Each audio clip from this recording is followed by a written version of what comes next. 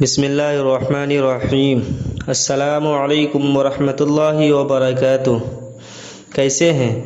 امید کرتا ہوں کہ آپ تمام لوگ خیر و عافیت سے ہوں گے۔ اللہ تعالیٰ ایسے ہی آپ کو خوش رکھے، عافیت کے ساتھ رکھے۔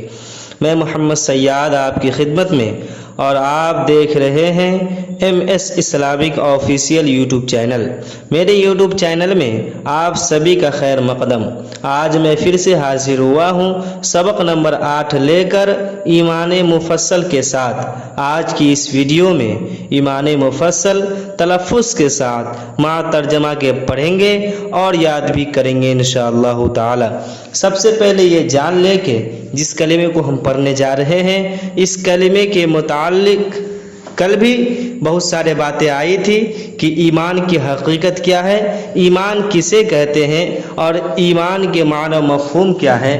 آج پھر سے اسی کو قرآن و حدیث کی روشنی میں بتایا جائے گا، حدیث کی روشنی میں پیش کیا جائے گا کہ ایمان کیا ہے، ایمان کی حقیقت کیا ہے۔ تو سب سے پہلے یہ جان لے کہ ایمان مفصل کیا ہے۔ حضرت جبرائیل علیہ السلام نے حضور اکرم صلی اللہ علیہ وسلم کی خدمت میں حاضر ہو کر امت کی تعلیم کے لیے چند سوالات کیے تھے، جن میں سے ایک سوال ایمان کے بارے میں بھی تھا۔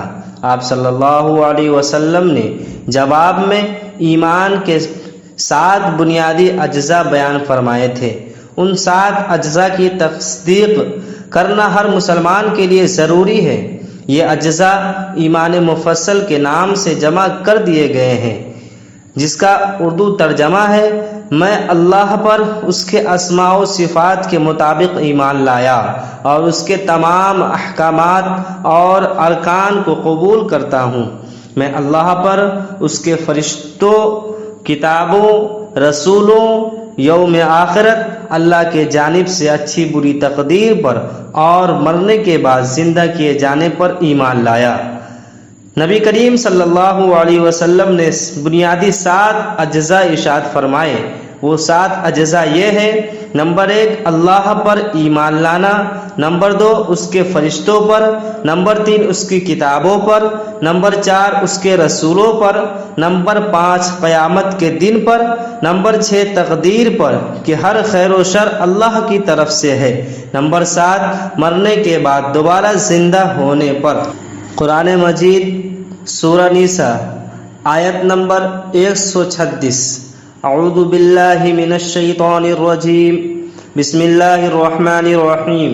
یا ایہا الذین آمنوا آمنوا باللہ ورسولہ والکتاب الذی نزل علی رسولہ والکتاب الذی انزل من قبل ومن یکفر باللہ وملائکتہ وکتبہ ورسلہ والیوم الآخر فقد ضل ضلالا بعیدا۔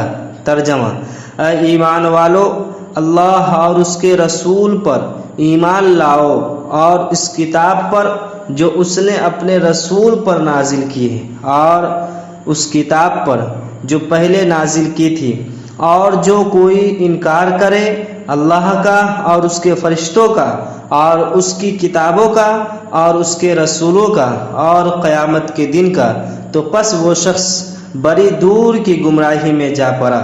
دوسری آیت سورہ بقرہ کی آیت نمبر 285۔ بسم اللہ الرحمن الرحیم۔ آمن الرسول بما انزل الیہ من ربہ والمؤمنون کل آمن باللہ وملائکتہ وکتبہ ورسلہ لا نفرق بین احد من رسلہ وقالوا سمعنا واطعنا غفرانک ربنا والیک المصیر۔ ترجمہ: رسول نے مان لیا جو کچھ اس پر اس کے رب کی طرف سے اترا ہے، اور مسلمانوں نے بھی مان لیا۔ سب نے اللہ کو اور اس کے فرشتوں کو اور اس کی کتابوں کو اور اس کے رسولوں کو مان لیا ہے۔ کہتے ہیں کہ ہم اللہ کے رسولوں کو ایک دوسرے سے الگ نہیں کرتے، اور کہتے ہیں ہم نے سنا اور مان لیا۔ اے ہمارے رب، تیری بخشش چاہتے ہیں اور تیری ہی طرف لوٹ کر جانا چاہتے ہیں۔ ترمذی شریف کی روایت ہے کہ حضرت عمر بن خطاب رضی اللہ عنہ کہتے ہیں کہ ہم لوگ رسول اللہ صلی اللہ علیہ وسلم کے پاس تھے، اسی دوران ایک شخص آیا جس کے کپڑے بہت زیادہ سفید تھے، اس کے بال بہت زیادہ کالے تھے، وہ مسافر بھی نہیں لگتا تھا اور ہم لوگوں میں سے کوئی اسے پہچانتا بھی نہ تھا۔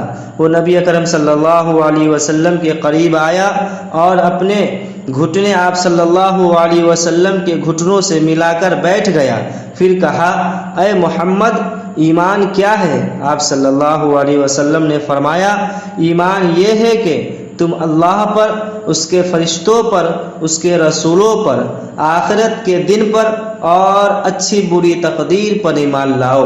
اس نے پھر پوچھا، اسلام کیا ہے؟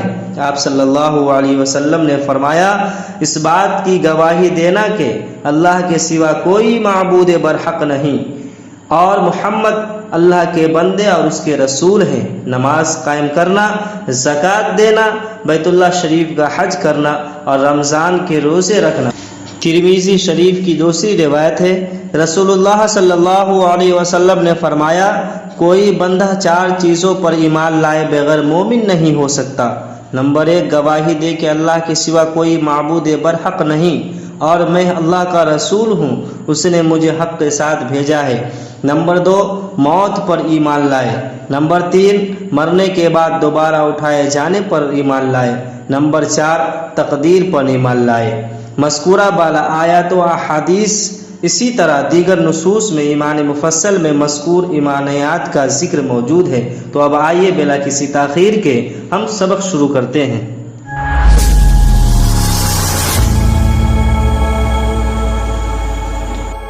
سبق نمبر 8، ایمان مفصل۔ آمنت باللہ وملائکتہ وکتبہ ورسلہ والیوم الآخر والقدر خیرہ وشرہ من اللہ تعالی والبعث بعد الموت۔ ایک مرتبہ دہرائیے ہمارے ساتھ، آپ بھی پڑھیں۔ آمنت باللہ وملائکتہ وکتبہ ورسلہ والیوم الآخر والقدر خیرہ وشرہ من اللہ تعالی والبعث بعد الموت۔